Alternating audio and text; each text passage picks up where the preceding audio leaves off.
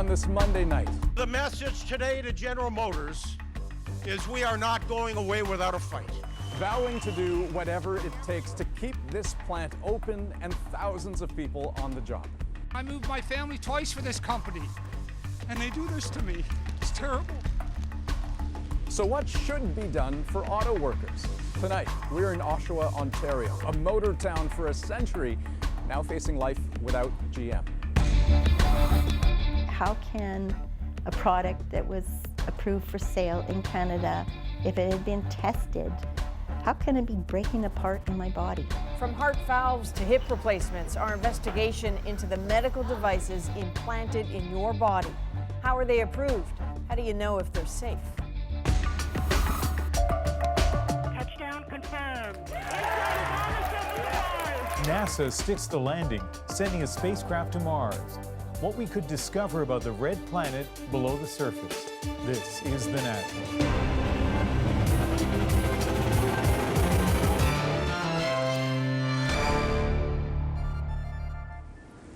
In this city, about an hour east of downtown Toronto, thousands of auto workers are coming to terms with stunning news tonight. The GM plant, the one behind me, is slated to close after more than 100 years of operation. The company says it's necessary to deal with an industry that's changing fast, but to people who work here and other businesses that rely on this being here, it is devastating. This plant makes Cadillacs and Chevy Impalas, along with finishing assembly on Sierra and Silverado pickup trucks. But GM says customers want SUVs and crossovers, and the future is in electric and self-driving vehicles. So as part of its restructuring, it's closing the Oshawa plant and 4 others in the United States to save $6 billion by 2020. The head of Canada's Auto Workers Union is furious. This is a shame, and it is a crime, and it is a betrayal. The federal and Ontario governments, which gave GM billions of dollars in bailout money a decade ago, are disappointed. I spoke with the CEO and chair of GM, Mary Barra, to tell her how disappointed we were with this decision. It's a sad day for the people in Oshawa and the GM plant. So tonight, we're going to dive into what it means for the economy, for politics, and for the city itself.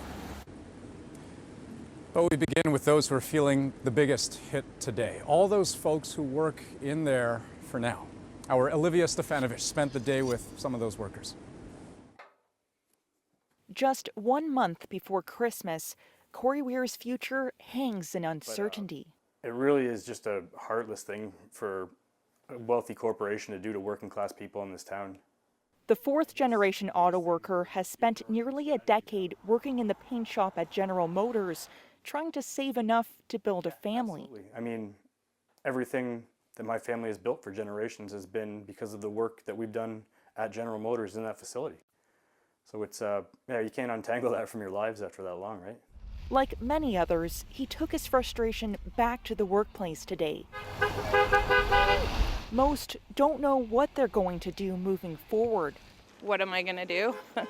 How am I going to feed my kids, support my kids, myself? Our quality is number one. It has been for years.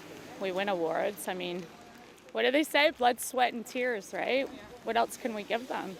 They've got it all right here. They need to just stay. They are not closing our damn plant without one hell of a fight. At a rally this afternoon, the union called it a betrayal. I don't know how General Motors expects that Canadians are going to continue to support them as a country when they clearly have no intention of treating us as a nation and as workers with any respect. Still, Jerry Diaz did tell his members to come to work tomorrow, though he didn't rule out more job action, possibly even occupying the plant. GM has suggested some work could return to Oshawa, but Weir isn't holding out hope. They absolutely are parasites. They come into our community. Our labor is what drives all of their profit. You know, if we disappeared, they can't build a car without us. It's a painful, confusing time for workers at what had been one of GM's most celebrated facilities. Olivia Stefanovic, CBC News, Oshawa, Ontario. So what does the GM plant closure here in Oshawa tell us about the future of auto manufacturing across North America? Our business reporter, Jacqueline Hansen, takes a look at the industry. We're going through the biggest transformation since we moved from horses to cars.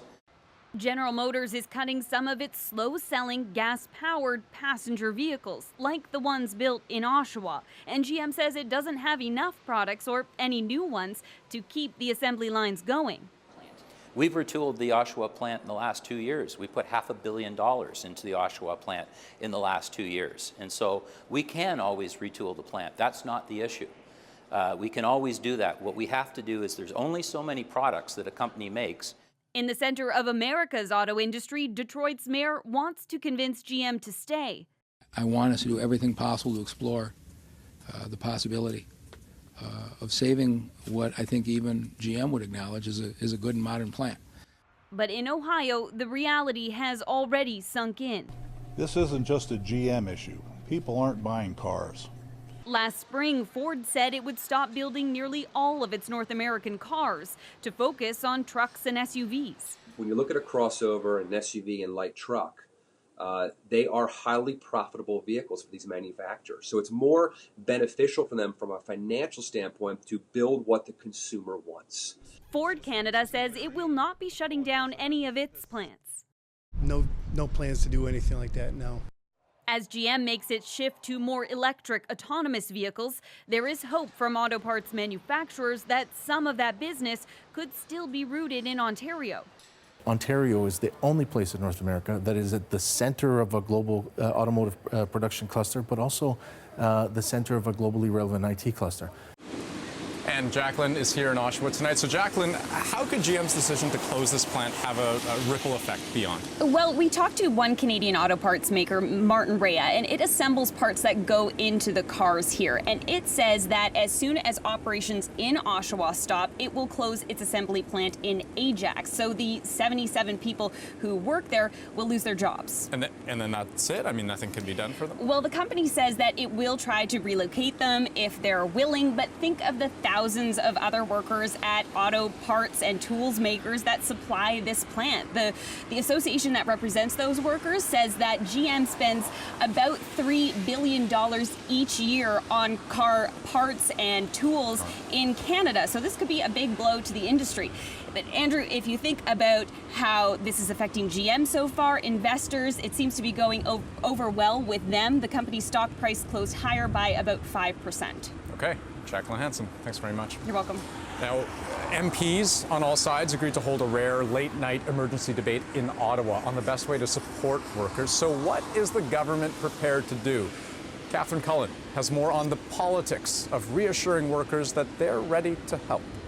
This is disappointing news. Absolutely devastating. Today is obviously a very difficult day. Incredibly devastating. Last night, Oshawa was devastated. I'm not happy about it. That's one thing it seems all politicians can agree on. They also seem to be struggling with what to do about it. We have to pick ourselves up, get back on our feet, and be as positive as we can. Ontario's premier says he's determined to support GM workers, but says there's no hope of saving the plant. They're gone. They're done. They told me straight up, there's nothing we can do. The federal government, though, isn't entirely ruling out a future for the plant. If the opportunity is there, we're willing to be a partner. This is really about defending the automotive sector. But there don't seem to be specifics. We're going to do everything we can to help the workers. For years, the Liberals have been trying to stop a shutdown. Hello, so nice to meet you. Including meeting the CEO of GM back in 2016.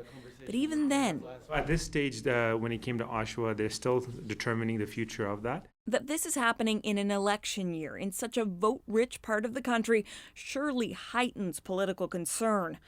A concern that may irk Albertans who have been clamoring for help for the struggling energy sector and feeling neglected. If there was this kind of economic crisis going on in the manufacturing sector in Ontario, we're pretty sure it would make its way into the first two paragraphs of the fiscal update. The Liberals are carefully trying to deflect any blame, meeting today with the CEO of Ford Canada, who gushed about government support. It's one of the reasons why Ford Motor Company has been so successful in Canada. While the Conservatives argue the Liberals could be doing more. I'm suggesting that carbon tax is making Canada a less attractive place to do business and to produce things. Though it's hard to blame too much on the economic environment in Canada when the U.S. is being hit too. I said, you know, this country's done a lot for General Motors. You better get back in there soon. Few Canadian politicians are even that hopeful. Catherine Cullen, CBC News, Ottawa. Now, when you set politics and money matters aside, this is very much a story about Oshawa's shared history with GM and how times have changed. Hello, Sandy. Hello, Bob. Mr. Brown, I'd like you to meet an old Oshawa boy. GM has long been synonymous with Oshawa. They've been together more than 100 years, but recent decades have seen a sharp decline. The workforce down to about 10% of what it was at its peak in the 80s. And annually, the number of cars coming off the line has dropped off too, by hundreds of thousands since the turn of the century. So contemplating life without GM is something folks in the community have been doing for years. It was a perfect day for bad news, and all you could do was try to hang on. I need pork rinds done. I need barbecue sauce done this afternoon. Daryl Coster got out of the game a long time ago. I was 16 years old. I made struts for GM. I made car seats for GM. And when you're born into a city that embraces everything that one corporation is about, it's very hard to put a word to it. Everybody had somebody within their family, usually a mother or a father or both, that worked in GM at one time. Can you hang on just 1 second? In a lot of ways, his story is Oshawa's story, but with a different ending. Trading in the stability of a union job for something different. Sandwich? Now he's in the barbecue business and away from that nagging thought of what if GM leaves town? A threat that's been made more than once before. And we still have that fear in all of us. It's ingrained. What are people afraid of? Right now, they're afraid there's no other jobs, especially the people that work within GM or have had families work in GM all their life. They don't know what else they're going to do. I've lived in Oshawa for 24 years, and GM has always been a staple. As recently as a year ago, Jen Leitner's son faced a choice: head to college or head to the GM assembly line. He chose GM. Why did he do that? He thought it was the better choice, working, starting his life, his career. Instead of putting it off for a couple of years to do the college, he thought he'd go boom right in. And now? Now. Now her son has another difficult choice in front of him, but one that more and more people are making. Oshawa, to its credit, has spent years reforging its identity, imagining a life without GM, something Shelley Auger says is possible. The university is there, and it is now expanding. You've got lots of different businesses coming in the downtown core. There's hotels down in the downtown core now. And if nothing else, today's news could mark the start of something new. At some point, a corporation just goes, nah, we're done. And is this the point? And that's what a lot of them are thinking today. Is this it? Is this the end of GM Oshawa? Don't be too afraid. And this could be the best thing that ever, literally this could be the best thing that ever happened to you. And for some people it won't be. That's the scary part. Okay, to hear him say this could be the best thing that might ever happen to you, I'm guessing that certainly isn't the first thing that comes to mind if you're faced with losing your job. Yeah, Adrian, and I mean, you know, he says the prospect is scary, certainly, but, you know, as an employer himself, Daryl is pretty confident that businesses like his in Oshawa will need more staff. They're growing. Oshawa has spent years diversifying, and so, you know, while GM's decision certainly affects a lot of people, he believes they'll find a way. Okay, let's hope so. Andrew, we'll see you a little bit later for tonight's moment, but for now, let's move on to another big global business, the $500 billion industry that makes medical devices and implants like pacemakers and artificial hips. Yesterday, CBC News and other news organizations began to roll out a sweeping investigation of how these implants can drastically fail. And today, the U.S. Food and Drug Administration announced it will overhaul the way these devices get approved as safe for use inside your body.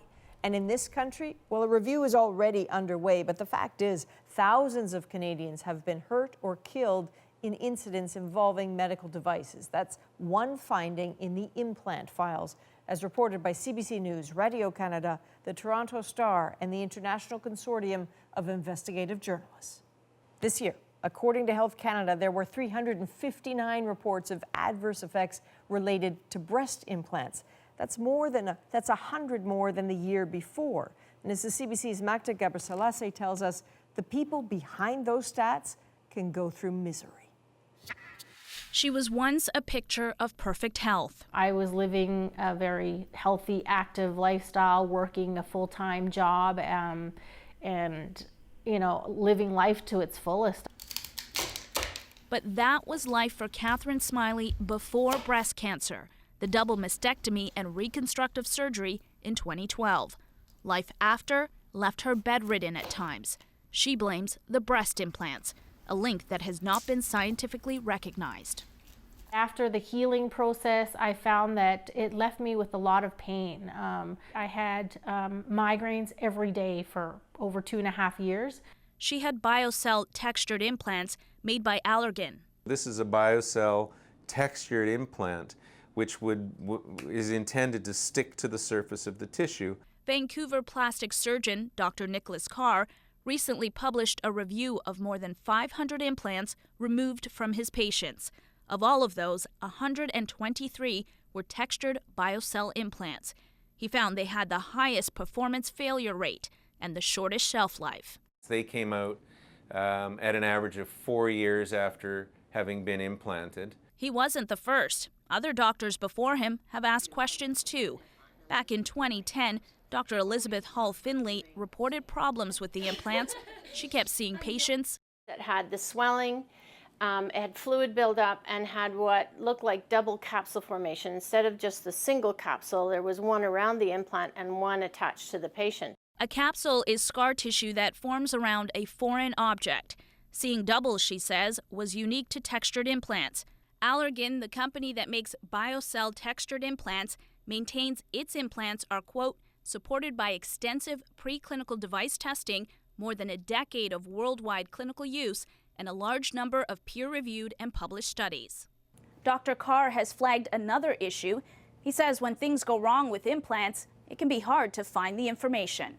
The only way we find that out is by communicating directly with our colleagues. Health Canada says it considers reporting of medical device incidents, including those for breast implants, to be an important part of our post-market surveillance activities. Smiley's life has turned a page. She recently had her implants removed. To wake up in the morning and not have a migraine for the first time in over 2.5 years was, it was amazing. Magda Gabrisalassi, CBC News, Toronto. We'll bring you more of our investigation a little bit later on The National. I think doctors blindly trusted that the devices were tested thoroughly. They didn't understand that we were guinea pigs. We're talking about pain, frustration, and broken trust. We look into the regulatory framework around medical devices to show how it can leave Canadians in the dark. That's in about 15 minutes. Canada joined its allies today condemning Russia's actions off the Crimean coast. Russian ships captured 3 Ukrainian naval vessels and their crews on Sunday. Kiev reacting by threatening 30 days of martial law in areas bordering Russia beginning Wednesday. The CBC's Chris Brown is in Moscow tonight following the growing concerns over rising tensions. Russia and Ukraine have stopped shooting at each other and the sea lanes are open again. But Sunday's gunboat diplomacy marks a dramatic escalation in the conflict between neighbors. This video uploaded by Russian sailors makes it seem like their ship deliberately rammed the smaller Ukrainian vessel. Of course, there's disagreement on who precisely caused what, but it appears 3 Ukrainian ships were headed for a port in the Sea of Azov under Russia's controversial Kerch Strait Bridge. Russia accuses the ships of violating its territorial waters, whereas Ukraine says Russia uses the bridge to block an international waterway. The ships met up again later, and the shooting started. "Mayday, mayday," screamed the Ukrainian operator. "I have injured." Russian TV showed video of the ships it captured today and some of the 23 Ukrainian crew members. A war of words continued on television, with Kremlin voices in Russia claiming to be the victim. Ukraine's Poroshenko is the president of war, said the host, and it's all happening with the approval of his American partners. Meanwhile, on Ukrainian television, the president claimed a Russian ground offensive is imminent, justifying martial law, which could put civil liberties in jeopardy. Eastern Ukraine, Though Paul Grod, who's in Kiev tonight with 90 other Canadian members of the Canadian-Ukrainian Congress, believes that won't happen. It's more of an emergency measures type of situation where they're essentially putting the army and the military on high alert. The Sea of Azov is important economically for both countries. 5 years ago, Russia took control of the Crimean Peninsula from Ukraine, and now it's demonstrating it can do the same for the waters around it. Chris Brown, CBC News, Moscow. We're tracking some developing news out of Ottawa tonight. The Senate has just passed back-to-work legislation that will put an end to those rotating strikes at Canada Post. The upper chamber voting 53-25 in favor of Bill C-89, and it's already received royal assent, so postal workers will be forced back to work tomorrow at noon Eastern. It also means the government-appointed mediator arbitrator will have 90 days to try to reach contract settlements. If an agreement is not reached, a settlement could be imposed. In Washington, Special Counsel Robert Mueller is accusing the U.S. president's former campaign chairman, Paul Manafort, of lying to federal investigators during the Russia probe and breaching his plea agreement. It's not clear what he allegedly lied about, but prosecutors are asking a federal judge to set a date to sentence him. Manafort denies the allegations. He pleaded guilty to conspiracy and witness tampering in September and is facing years in prison. And we're keeping an eye on the south coast of BC, where wind and rain have been causing problems. Some areas could get up to 80 millimeters by morning, and this comes after a long day of drenching rains. Here in Vancouver, there's been a lot of water on some streets, and other areas in the region are now under a flood watch. Ahead tonight on The National, we'll continue our special investigation into medical implants in Canada. 2 women share their stories of suffering, and we'll take an in-depth look at how devices are approved in this country. And a little later, Quebecers weigh in on a heated debate. Should public sector workers be barred from wearing religious symbols? First, though, NASA says it was a flawless landing on Mars, so no wonder this was the reaction at Mission Control. Touchdown confirmed.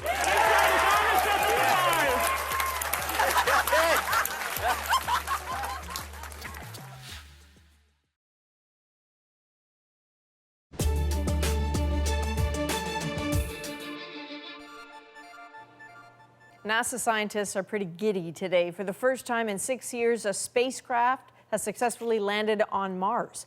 Paul Hunter takes us through the nail-biter of a moment and what happens now to try to understand the red planet. 200 meters.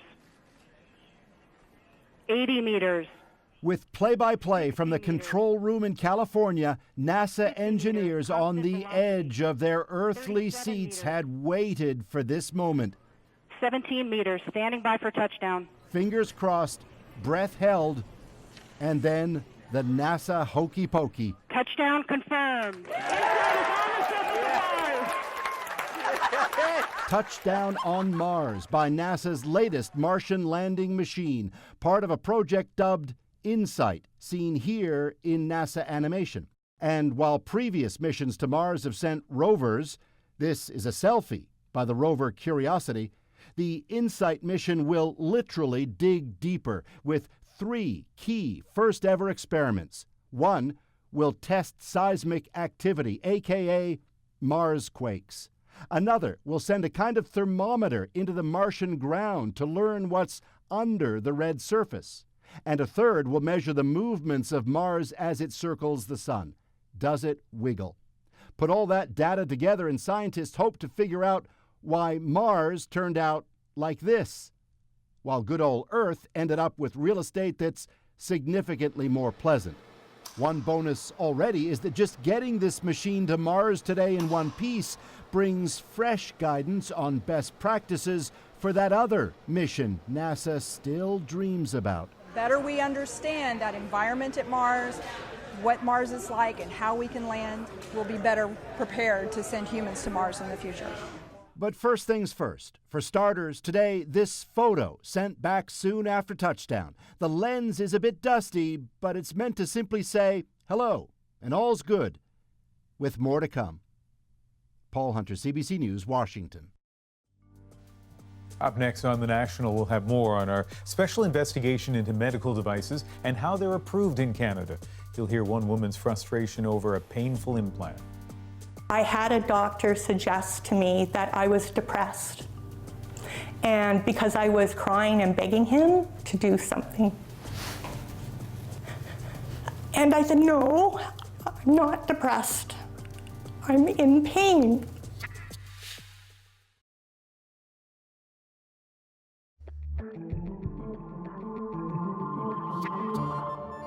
That's like telling the fox to report himself on taking chickens from the hen house. It's like, who is going to admit they've got problems? When medical implants cause a problem in Canada, the onus is on the manufacturer to report that to Health Canada, but the rules aren't always strictly followed. Tonight, we look at the impact on patients as they grapple with pain, fear, and a lack of information.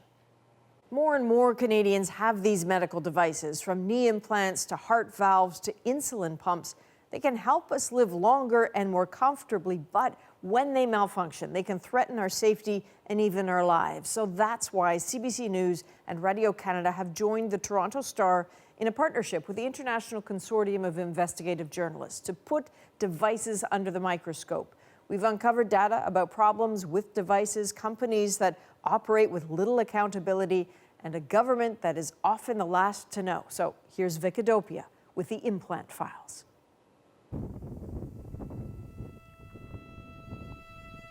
People here in the Peace River Valley call this northern BC prairie simply the Peace. Here we come, little pigs.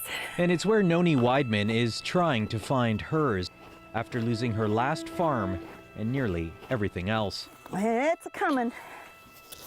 There you go. She was unable to work or even move. There we go. All because she wanted relief from a simple, albeit embarrassing problem. I just wanted to be able to cough without wetting my pants, to sneeze, not be embarrassed about the whole problem that so many women face, and I just wanted to have a belly laugh that, you know, I didn't have to cross my legs and do the stork pose. Noni shares the same problem as thousands of Canadian women, urinary incontinence. In the 90s, doctors began implanting a special mesh to support the urethra or other pelvic organs in women. In 2008, it worked for Noni for about 6 months. Then came signs of a serious problem. First, it was painful intercourse. Like being intimate with your husband shouldn't mean you're sore for 3 days afterwards. Pelvic exams by doctors made it worse. I felt like I had a knife in my crotch, and I walked funny. It was painful to walk. I became socially isolated. I didn't want to go anywhere. Noni continued to suffer alone, unclear why. So she set out to investigate on her own. I felt like it was a criminal scene investigation because I felt violated. Then came a bizarre discovery. I filtered the debris from my urine and these. That little lint was all a blue color. A microscope she borrowed from the local high school revealed blue plastic fragments. I'm not crazy. This is real. This is happening, and this is wrong. How can a product that was approved for sale in Canada, if it had been tested, how can it be breaking apart in my body? Noni continued to suffer, unable to persuade her doctors the pain came from the mesh coming apart inside her. And then when I tried to show a doctor these fibers, he wouldn't even look at the samples I provided. And that was when I was in agonizing pain. Unknown to Noni, in 2005, 9 mesh makers in the U.S. started getting complaints over serious reactions to pelvic mesh. 3 years later, she had hers implanted. Just a few months before the FDA warned doctors in the U.S., but nothing in Canada for almost 2 years. And no one told Noni until she found the Health Canada notice online a year later. Piggy porridge. She's not alone. It's a chronic problem. Companies informing Health Canada long after other countries are warned of problem devices. Still, if it was such a big problem, how did it get approved for sale? Prescription drugs take years of clinical trials to prove they're safe and effective, but not medical devices, as Noni found out. I wanted to know how the products were tested. Noni wanted to see what proof Health Canada had that her mesh was safe. But get this, she's not allowed to see the information about the product put inside her. I think I have a right to know about the product in my body. So she dug deeper into the world of medical device regulation and discovered a little-known shortcut that gets devices to market quickly. In the States, you don't have to provide the clinical studies if it's similar or equal to the product that's already on the market. And Health Canada verified to us that's how it works here. Licenses are based on an earlier generation of a similar device. No new proof needed for the 60 pelvic mesh that have been on the market, including Noni's from 2007. All of them were based on the first one from 20 years earlier, in 1996. Problem is, that one was recalled within 3 years after hundreds of women complained of erosion and infection. I think doctors blindly trusted that the devices were tested thoroughly and that the clinical studies they'd done proved it was a gold standard of treatment. They didn't understand that we were guinea pigs. Weak evidence, faulty devices, and warnings that come too late. There are thousands of other implantable devices on the market Health Canada licenses as medium or high risk. Data we obtained shows they are suspected to have played a role in incidents in which about 1,400 Canadians died, and more than 14,000 were injured, and more than 80,000 incidents that had the potential for injury or death. These incidents account for 10% of all devices on the market. Those are the official numbers which Health Canada acknowledged to us are underreported, and experts say it's just a small snapshot of reality. So this is data that we got from Health Canada Adverse Events, and research by surgeon David Urbach shows doctors in Canada frequently aren't reporting problems with devices because they don't want to be blamed or they just don't know they should. The question of who's responsible for ensuring the safety of devices is a very good one. And it's voluntary for doctors. Only companies are required by law to inform the government. Sometimes the only evidence devices are safe comes after they're implanted. The way I describe devices are that essentially they're all somewhat experimental. So I think thinking of them as sort of like a large clinical trial within which we're all participants is probably a very constructive way to think about how we use medical devices.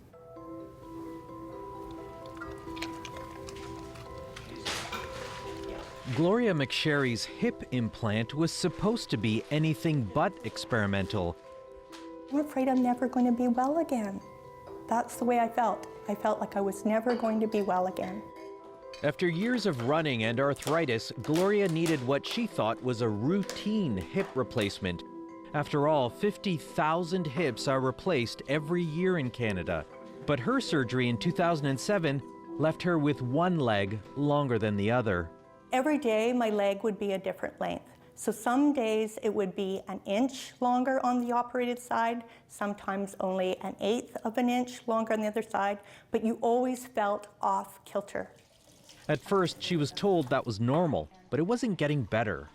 And then after about 2 weeks, I felt literally like I'd been hit by a truck. I was having trouble walking. I was having trouble moving. It was very painful. Pain that only got worse, yet doctors dismissed her symptoms. I had a doctor suggest to me that I was depressed. And because I was crying and begging him to do something. And I said, no, I'm not depressed. I'm in pain. There was a community of people who knew a lot about this in the U.S. What Gloria and her husband didn't know was that she received a new model of hip, this one, the Durham Cup by Zimmer. And within a year of Gloria's operation, a top U.S. surgeon warned it wasn't properly adhering to bone. We just don't know what people knew and when they knew it. The FDA suspended sales. She only learned about it in an email from a U.S. specialist, who they turned to in desperation. But at the end of this thing, it says they would hit the edge of the cup when they'd open the patients up inside, and they would just pop free. Can you imagine, like a part just popping free out of... It was a year later before Zimmer recalled the artificial hip in Canada, but no one told Gloria, though she did get a letter from the hospital. It was a form letter to say, you've received this, you should know that it is subject to a class action suit. See that one? It's white. One would expect it was the job of doctors to report faulty devices, and Toronto pathologist Jagdish Bhutani did try. This way. I tried to call Health Canada. I tried twice to tell them, look, this is what I have. Tell me what you can do for me, or with me, or for the surgeons. I never heard back from them, unfortunately. So what part of the heart is that there? This is the top of the heart. Dr. Bhutani studies problems with artificial heart valves. If one fails, the patient could die. So when he warned the manufacturer of one particular model that it was failing, it still took the company 2 years to recall it. Very interesting story. All the while, it was still being implanted in patients. That was 20 years ago. Bhutani says he still routinely sees other heart valves failing today, and denials. Well, the manufacturer's reaction is the same as before. I have 8 of these that have failed, and you're telling me there's nothing wrong. They said, we don't think there's anything wrong. No other surgeon thinks there's anything else wrong. Dr. Bhutani, what you're looking at is the old model of the way we come out with a new valve, new and improved. This is not going to fail that way. We came to Ottawa to get some answers from Health Canada about their medical devices program. They would only respond by email, but we found 2 former employees willing to talk. You go up on the roof, you see the telltale sign of a real lab. Andrew Douglas and Yossi Karov were government scientists testing everything from surgical equipment to hip implants. Both are retired now. Health Canada closed its labs 8 years ago. That work is now outsourced. Often it's done by the device makers, essentially policing themselves. I mean, in fairness to Health Canada, it would be impossible to thoroughly check every device. But I think there's a public misconception that there's a great level of protection, whereas in fact, there's a great level of bureaucracy, but in my opinion, very little actual protection for patients. It reflects to some level of incompetence in the upper management. They didn't have the technical background, and somehow, possibly not even the sense that this is really important. I think what was missing is genuine care for the patient. Gloria McSherry settled with Zimmer. The company refused to comment because of other lawsuits. Her faulty hip is now replaced, though she'll never run again. It's not the only thing she lost. You feel betrayed. You feel that your trust wasn't warranted. You feel sick. You feel duped. You're the person in pain, and you're the person who has gone through this bad procedure, and it's really not your job to be sorting it out. This is my therapy. I come out and look at the calmness. The sheep are calm, and when everything's peaceful and calm, I'm content. Noni Weidman had her mesh removed 7 years ago. The company pulled it from the market a year later, calling it a business decision. Noni's now campaigning to have mesh procedures banned. She's also built an online network of mesh patients all over the world, so no one feels alone. Vic Adopia, CBC News, Fort St. John, BC. And Vic will be back tomorrow night on The National with more on his investigation. In the meantime, you can search a database of hundreds of thousands of devices, a database CBC News has put together. Just go to cbcnews.ca/medical devices. You can search by the brand name, the manufacturer, the type of device, or your health problem. Up next, right after the break, we'll take a closer look at how Quebecers feel about religious symbols in the public sector. Every day it's a struggle to just step outside of your house. Sometimes it makes you doubt as well, like, are you are you a Quebecer? Are you Canadian?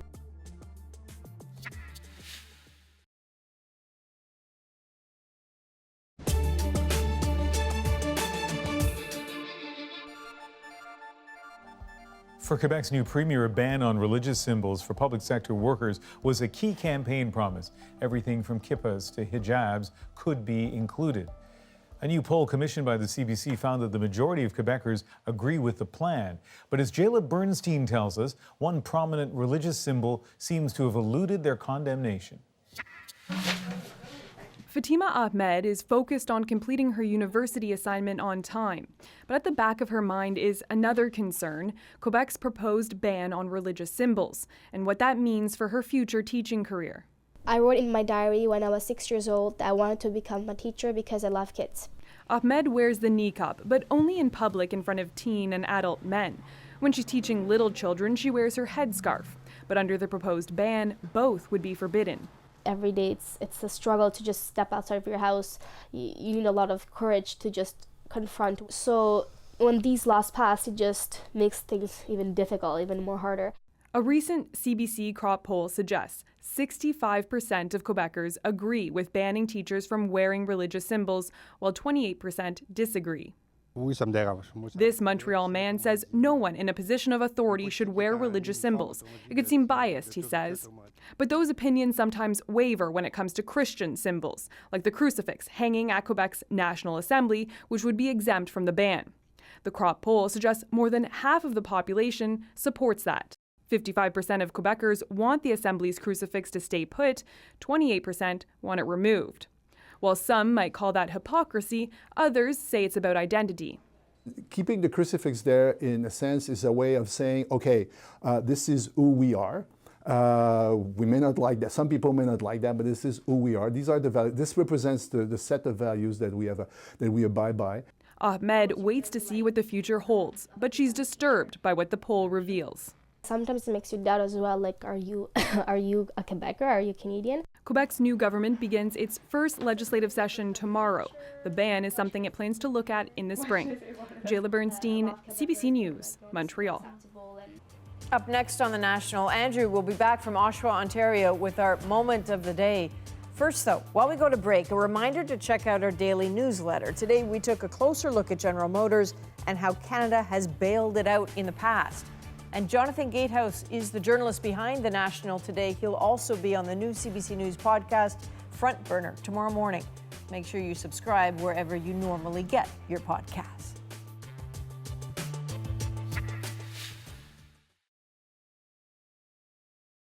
You're suggesting that you will continue to distribute infected product. The issue here is safety, not money, isn't it? Do I have AIDS? Unspeakable, the limited series, January on CBC.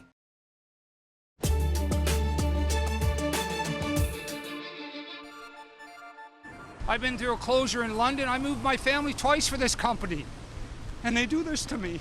It's terrible. It was a difficult day today for workers in Oshawa as it began to sink in that the GM plant is slated to close. Earlier, we showed you just how far-reaching the impact really is, but for every worker, there will be a very personal effect as well. José Flamand has worked on the assembly line for 16 years. He survived one layoff in 2008, but says this one that's coming is different, and his story is our moment of the day. But right now, this time is no long-term project. You're laid off for life. that's a different story. I've been sharing everything with my daughter. But last night she asked me, if you don't work, the most important thing for me in my life outside of mommy and daddy is for me to dance. What's gonna happen there? So I'm like, I'm gonna figure it out, Daddy. I'm gonna figure it out. Daddy always will. I have no idea the near future, what it means to me. All I know is next year I won't have a job, but I need to provide for my daughter. I love you. I love you too. Sorry. It's okay. Yeah, hearing kids say it's okay. I think there are families all across this country. You don't have to be an auto worker to understand the stress of worrying about money. It is something very real to so many Canadians. And there are families, Adrian, across the country who have been through a version of what's happening in Oshawa. Often not as big a layoff happening all at once, but 47 years old, that is going to be a tough time to try to make a fresh start. Yeah, and I mean, the common thread that I just kept hearing today, there's not a single person out there in this city, certainly, who doesn't feel deeply for every single one of those people who's going through this potential layoff. And because if you're not part of that crew, your brother or your sister is, or your parents were, or your grandparents were. It's something that touches everybody. That's The National for this November 26th. Good night. Good night. Good night.